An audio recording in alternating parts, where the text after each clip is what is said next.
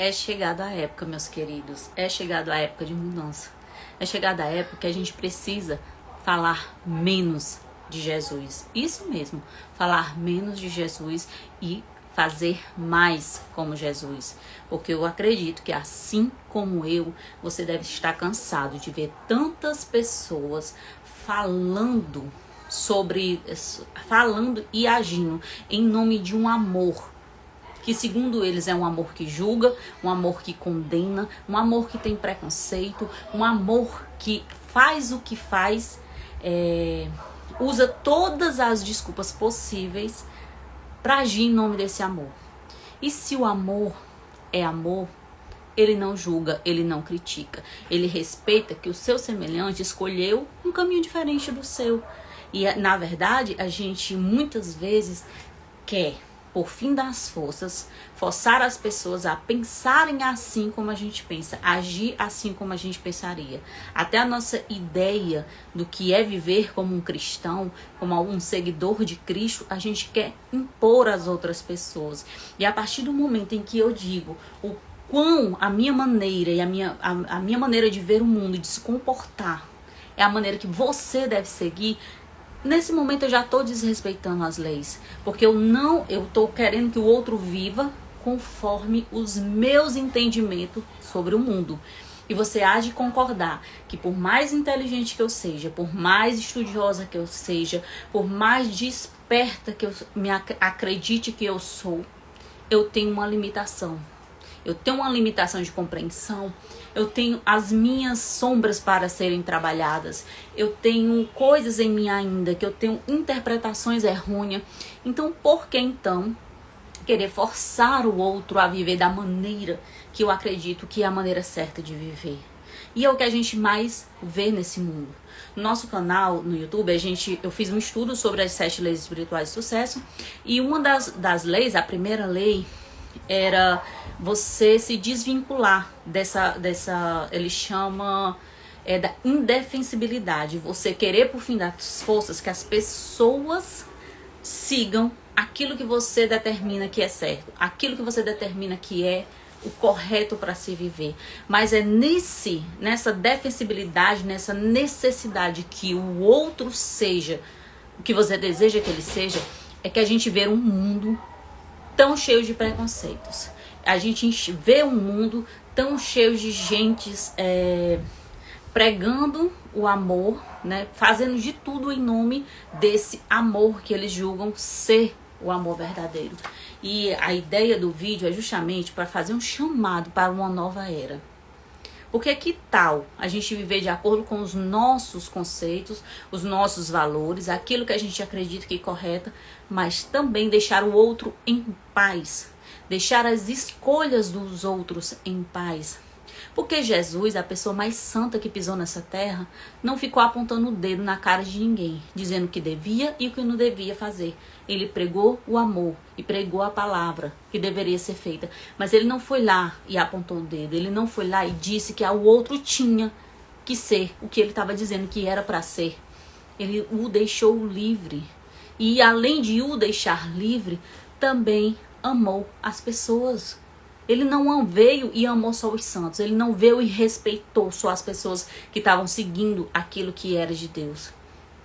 E como é que nós, seres humanos, pegamos o pódio de pessoas dignas de estarem apontando o dedo e vai ditando regras para todo mundo seguir?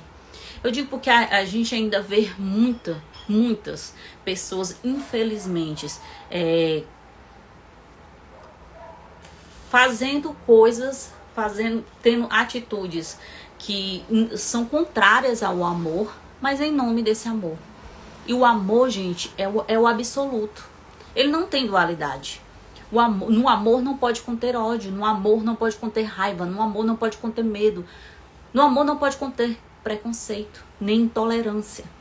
Então, como se fala de um amor que possui todas essas atribuições, que na verdade são atribuições do homem, da humanidade, do humano, do DNA humano.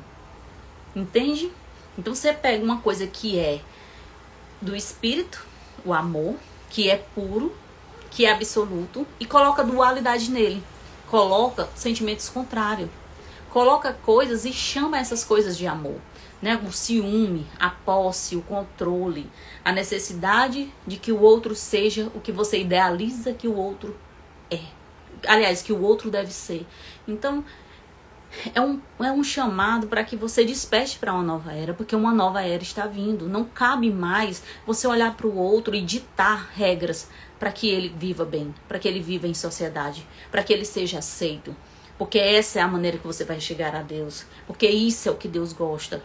Porque isso é errado, eu sou certo. Quando você diz, olha para o outro e chama esse outro de errado, você está dizendo que você é o certo. Você é o certo em que setor? Porque se o outro tem uma dificuldade em alguma área da vida, né, que nós temos todos, você também tem em alguma outra área. Então, quem te permitiu tá apontando o dedo? Entende? Quem foi a pessoa que te deu o cajado para que você fosse ali doutrinando os outros no sentido de exigência, de exigir que o outro pense igual você pensa? Então a gente vê que há um ego espiritualizado, né? O ego espiritualizado que acha que se espiritualizou, e porque acha que se espiritualizou, se vê na necessidade que o outro se espiritualize, mas pelo caminho que ele decidiu seguir. Então a gente vê o quanto que as pessoas ficam exigindo que que você seja da religião que ela escolheu, que a pessoa seja do partido político que ela escolheu, que a pessoa siga os caminhos que ela seguiu, faça as escolhas que ela escolheu. Mas se Deus Todo-Poderoso, que é amor, que quer o nosso bem, nos deu o livre-arbítrio para que a gente faça as nossas escolhas. E pode ter certeza que as minhas escolhas nem sempre serão o melhor para você. Foram as minhas escolhas, dentro das minhas experiências, dentro das minhas vivências, que fizeram eu seguir um caminho. Não quer dizer que seja o seu. Pode ser que o meu caminho te ajude, pode ser que as minhas explicações, os meus ensinamentos te tragam luz. Mas talvez não seja eu, vai ser outra pessoa. Talvez seja o pastor da igreja, o padre da diocese. Entende? Parem de querer transformar as pessoas em robôs, porque Deus não deu a diversidade, amores. Deus nos deu a diversidade, justamente porque cada ser humano vai ter uma necessidade diferente. Então que a gente pare de desrespeitar as pessoas, porque as pessoas não são como a gente acredita que elas devem ser. Entende? Cada ser humano, e tudo que Deus faz é perfeito. Então cada ser humano está dentro da sua jornada de vida, dentro da caminhada que ele precisa para evoluir. Se a caminhada dele no momento é lá naquele local, respeite. Porque eu vou dizer assim, a gente como trabalhador da luz, que é o meu caso, que eu quero levar conhecimento, eu quero levar ensinamento, eu quero levar leveza para a vida de vocês. Eu tenho que levar o conhecimento, mas na tranquilidade de que é uma escolha sua seguir ou não. Eu não posso impor a você que aquilo que eu digo é a verdade absoluta, que aquilo que eu ensino é que deve ser feito e pronto, que sou eu que vou te levar para algum lugar. Eu não vou te levar para nenhum lugar. Isso vem de uma matriz que a gente acredita que as pessoas sabem mais do que a gente, que todo mundo sabe qual é o caminho certo, mas você aí no fundo do seu coração sabe qual é o caminho a ser seguido. Às vezes você precisa ouvir uma palavra para despertar. Por isso que existem os mestres, por isso que existem os trabalhadores, mas não quer dizer, não é para tirar o poder que existe dentro de você, porque você já tem o GPS. Deus habita em você. Se Deus habita em você, você não precisa, teoricamente, de nada fora. O que acontece é que às vezes a gente não acessa esse Deus, não tem essa conexão, e você consegue olhar para outra pessoa e a pessoa já tem uma conexão mais forte, já trabalhou isso há mais tempo e ela consegue externalizar. E aí você escuta ela para compreender certas coisas. Mas na verdade eu quis fazer esse vídeo né? Eu tô suando feita a moléstia. Ceará, meu filho, Ceará quente. Quente que dói. Mas eu quis conversar com vocês porque às vezes eu tô aqui na rede social e eu tenho a mania de ler comentários sobre as coisas que eu vou vendo. E eu vejo assim ainda o quanto que a gente tem uma longa caminhada para ser trabalhada, entende? Sabe, por exemplo, eu vou dar um exemplo. Eu vi um post sobre um documentário que vai sair da Luísa na Netflix, certo? Contando a história dela. Eu não sou fã da Luísa. Mas eu entrei nos comentários e as pessoas falando assim: o que é que tem para contar? Pobre menina rica que nasceu não sei aonde, casou com gente famosa, não sei o que, vendeu o corpo. Eu noto que parece que cada vez mais as pessoas têm menos empatia. Me diga uma coisa: que diferença faz ela ter dinheiro ou não na conta? Quer dizer que ela não sofre, que ela não passa por problemas, que ela não tem dificuldades, que ela não passa por aqueles momentos que a gente passa de dúvida, de angústia? Entende? O que é que importa? A gente começou a olhar para as pessoas e olhar e denominar elas com rótulos. Pronto, a palavra é essa. A gente começou a olhar para as pessoas e denominá-las com rótulos. Então, se Luísa é uma pessoa que trabalha lá com a sexualidade, vendendo, né, insinuando, eu posso julgá-la como for, já que eu trabalho com despertar de consciência. Então, ou eu sou mais espiritualizada, ou eu me sinto mais evoluída do que ela. Então, eu posso ir lá e dizer que a vida dela, que ela foi uma desequilibrada, que ela podia ter feito isso, aquilo. Entende? Aonde é que eu tô querendo chegar? É no sentido de que nós estamos o tempo inteiro olhando para esse outro e fazendo interpretações do outro segundo nossos rótulos.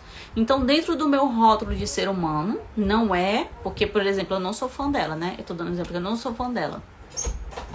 Eu olho para essa pessoa e eu vejo que essa pessoa não seguiu o caminho que eu segui, que foi o de despertar de consciência, e me sinto, exemplo, tá, gente? No direito de julgá-la, no direito de dizer que ela não devia ter problema, né? Outro caso que eu vi foi uma vez que a Gisele Bündchen teve síndrome do pânico e ela disse que ela passou por esse preconceito. Porque as pessoas diziam assim: como é que pode, né? Modelo famosa, milionária, tem problema que tem. Gente, cadê a empatia das pessoas? Quer dizer que a pessoa é rica, ela não pode ter problema, a pessoa é milionária, não pode ter problema, a pessoa já tem fama, não pode ter problema. A gente fica rotulando. É cristão, é evangélico, é católico, é do partido A, é do partido B. E a gente começou a ter respeito segundo os nossos rótulos. Então, se é do partido A e eu sou do partido A, merece meu respeito, eu vou defender, eu vou com unhas e dentes. E quem é do partido B, eu posso falar mal, eu posso desejar mal, eu posso dizer tome ele, tome não sei o quê. E não tô nem aí, não é do meu partido, entende? E a gente vai criando uma humanidade egóica. Então, amar o próximo que me convém, o próximo que é da minha igreja, o próximo que é da minha religião, né, da minha igreja, minha religião, o próximo que é do meu partido político, o próximo que pensa igual a mim. Esse é o amar o próximo que Jesus nos ensinou. Por isso que eu falei lá no início, falar menos e fazer mais. A nossa boca tá cheia de lições, mas quantas delas a gente coloca no nosso dia a dia? Quando eu olho para aquele lá que faz diferente de tudo que eu acredito que seja certo, eu amo esse próximo, eu respeito esse próximo, eu entendo e aceito que a caminhada dele é diferente da minha e que eu não sou ninguém para querer mudá-lo. E isso, gente, é o pedido de uma nova era, é um pedido de um novo ano, de uma nova energia. Vocês não estão cansados de ver essas brigas, essas confusões, esses desentendimentos, essas guerras? A guerra não começa lá, não, onde já está acontecendo. É uma energia que vem do coletivo. As pessoas estão em guerra dentro da própria casa, dentro de um ambiente de trabalho. As pessoas fazem guerra dentro de um ônibus, dentro de uma fila de um supermercado. Isso é uma energia que, quando se acumula coletivamente, se torna uma guerra real. Então, em vez de estar querendo resolver guerra dos outros, resolva as suas próprias guerras. Resolva as suas próprias guerras e o mundo vai se resolver. A gente sempre acha que lá fora que tem que se resolver, não é. Quando você entender que é aqui, aí muda. Então, eu também vi e eu quis gravar esse vídeo porque eu vi uma reportagem sobre preconceitos e é incrível como a gente vive numa década dessa e as pessoas ainda têm preconceito. Se você acredita que não é o correto, você tem o direito de acreditar que esse não é o caminho correto. Você tem uma ideia, né? Você estudou, você entende, você foi doutrinado, mas o seu direito acaba aí. Não de olhar para o outro e julgar, não de olhar para o outro e soltar piada, não de olhar para o outro e se achar melhor. Porque imagine, o outro tá errado dentro das escolhas que ele fez, mas você, julgador, tá certo. É assim que funciona o negócio? Você que julga, que tem preconceito, às vezes tem racismo, às vezes se sente superior, é que tá certo.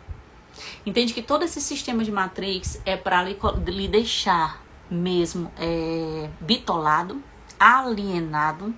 E aí tudo que tem aqui, todos esses conceitos de certo e errado que são implantados, são para que você continue com seu cérebro agindo pelo cérebro reptiliano, que é o cérebro de sobrevivência, que é o cérebro de competição. Você tem que competir, por isso que as pessoas dizem que a religião dela é melhor, por isso que elas dizem que o conteúdo dela é melhor, por isso que as pessoas estão sempre se sentindo inferior à outra, ou estão fazendo mais do que a outra, porque o mundo é inteiramente competitivo, porque tem que estimular a competição. Porque se o sistema não estimula a competição, você sai da Matrix.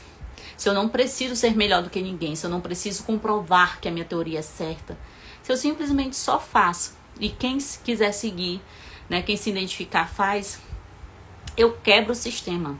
Você quebra o sistema quando faz isso. Você mantém o sistema quando está brigando por política, quando está indo lá comentar, brigar, quando você compartilha notícias ruins que não vão agregar em nada na vida de ninguém. E eu sei que às vezes é difícil ouvir as coisas, porque eu já sei, você foi doutrinado, que você tem que se manter antenado, que você tem que compartilhar para que outras pessoas se mantenham antenadas, que você tem que lutar pelo seu direito. Quem luta é quem tem que sobreviver. Então, se você tem que lutar, você continua na energia da sobrevivência. Entende? Pessoas prósperas não fazem isso. É só você olhar a vida de quem é feliz, realizado, alegre. Elas não estão sobrevivendo, elas estão vivendo e tem uma postura para isso. Por isso que a arte de modelar é extremamente importante. Mas eu queria trazer esses ensinamentos. E aí você que ficou até aqui, se você se identificou com a minha maneira de enxergar o mundo, com a minha visão de vida, então eu te convido para fazer parte da Escola do Novo Ser, que é uma escola onde você vai encontrar esses ensinamentos que vão te levar para um outro nível, que vão te ensinar a sair dessa matrix, entendeu? Viver em paz, mesmo estando nesse mundo. Ser feliz, mesmo com tudo que acontece ao seu redor, que muitas vezes está fora do seu controle. E o que está dentro do seu controle, você sabe manipular, você sabe transformar, porque a gente tem curso de alquimia mental, a gente tem curso de te ensinar como é que você transforma a sua realidade.